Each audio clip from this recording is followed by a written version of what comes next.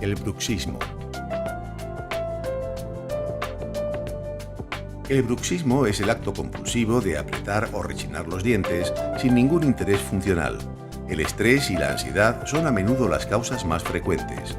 Se calcula que el 80% de la población ha tenido algún episodio bruxista a lo largo de su vida, incluyendo adultos, adolescentes y niños. Y es una conducta muy nociva para los dientes, el periodonto y los músculos de la boca.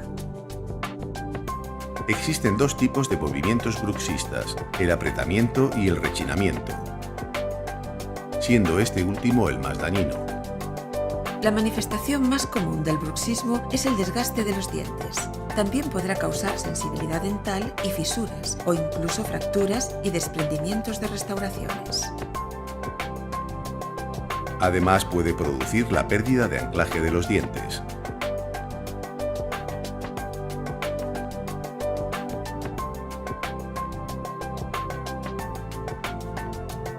El bruxismo produce un exceso de ejercicio que va a repercutir en los músculos masticatorios y en las articulaciones de la mandíbula, provocando dolor y chasquidos. Incluso puede aparecer dolor de oído, dolores de cabeza y otros problemas graves.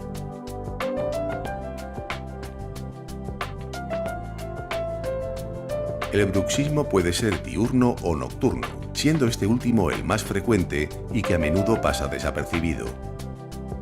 Para evitar los efectos del bruxismo, su odontólogo le prescribirá una férula de descarga, también llamada férula oclusal o férula de relajación.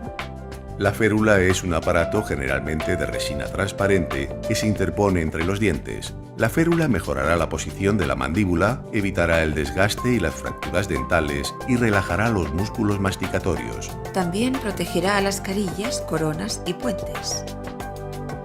Sin duda, la férula es el tratamiento dental más conveniente ante el bruxismo, ya que ofrece excelentes resultados a medio y largo plazo.